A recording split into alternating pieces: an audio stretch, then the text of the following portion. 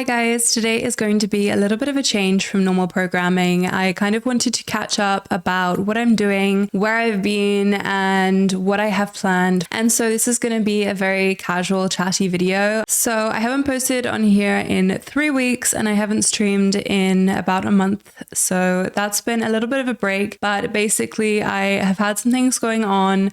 I had surgery on my finger. Some of you will know that if you follow me on my other social media. I know it looks really silly. It looks very cartoonish. I have a splint here actually. I blended my finger with a blender. Sorry for those of you who are squeamish. It was not fun. I went to the emergency room, obviously, and had lots of stitches and got glued back together. And unfortunately, I have no sensation on this side right now, but they said they think it will return. So I have been a little bit down about that because I think my health in general has been up and down this summer. So that has been really demotivating for me. I had to take some time, obviously, to recover. And now I get my stitches out this week. So I'm really looking forward to that. Some of you who have been following for a while might know that I live in Paris. I moved here about a year ago, and so that means it's visa renewal time, and I've just had the worst time trying to deal with the bureaucracy system here and renewing all of that. So I've been dealing with a lot of life admin as well as my health and just things like this. So I haven't been creating as much content. I also went away to the Olympiad with the Women in Chess Foundation, which is a charity that I'm on the board of, a chess charity, and it's very close to my heart. It's run by two of my very close friends, and I went to table at the Olympiad. So we are still trying to raise awareness, connect with federations, and that's something this month that I really took time to do and was very important to me. So I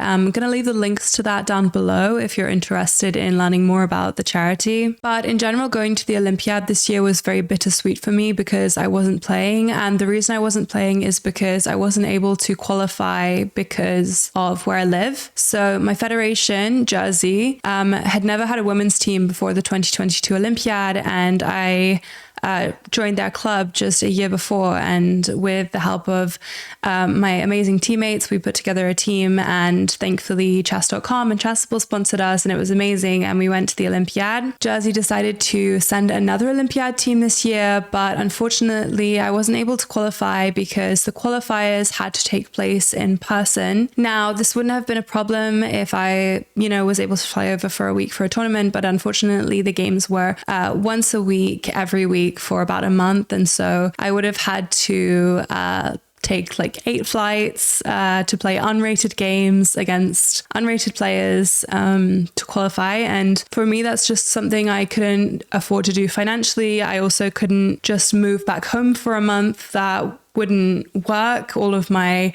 stuff is here. I can't move my computer. I moved my whole life to France when I moved countries. So unfortunately, we couldn't reach an agreement. I wasn't able to play the games online, and so I wasn't able to qualify for the Olympiad. And this was really disappointing for me, obviously, because I did put a lot of myself into setting up the Olympiad team that year and doing content and sponsorships and making sure everything happened and that we got to India and that we played the Olympiad. So not being able to return and play again with my teammates was very disappointing.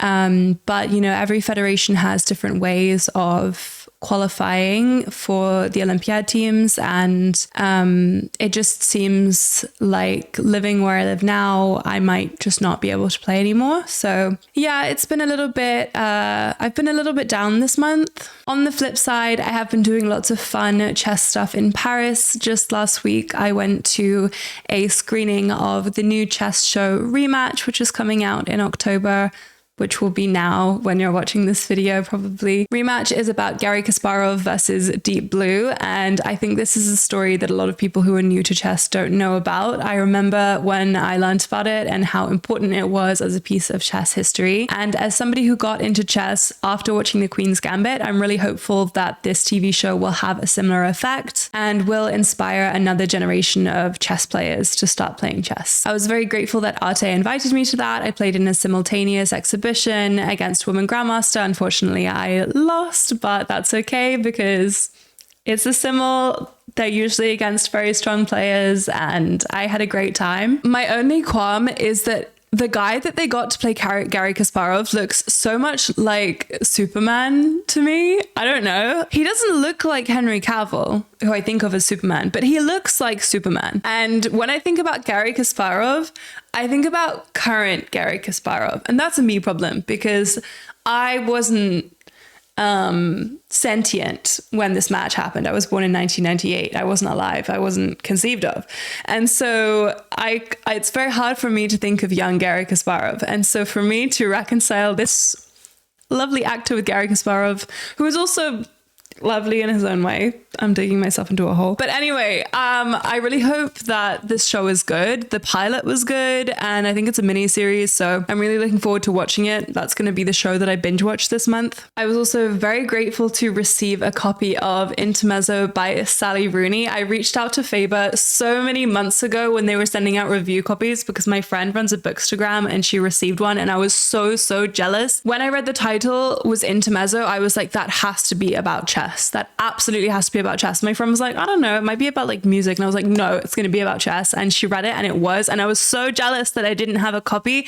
And now the book is out and I got the copy and they sent it to me before the book was out, but I was at the Olympiad, so I didn't get it until it was already out. So everyone else also has a copy, but I'm still equally excited about having a copy of this book, even though everybody else also has a copy. I'm only about 100 pages in, but I am really enjoying it. And even if you haven't read any of Sally Rooney's other novels, I would still really recommend it if you're a chess player, obviously, because I just, as a chess player, love consuming chess adjacent content and media. And if you have read Sally Rooney's other novels, honestly, I think this is her best one. I personally haven't read Normal People. I've read Conversations with Friends and I've read Beautiful World, Where Are You? And I am enjoying this more than I enjoyed those other two. I thought those two were great. I personally preferred Beautiful World, Where Are You? To Conversations with Friends because I think Sally Rooney has a thing where she makes characters very annoying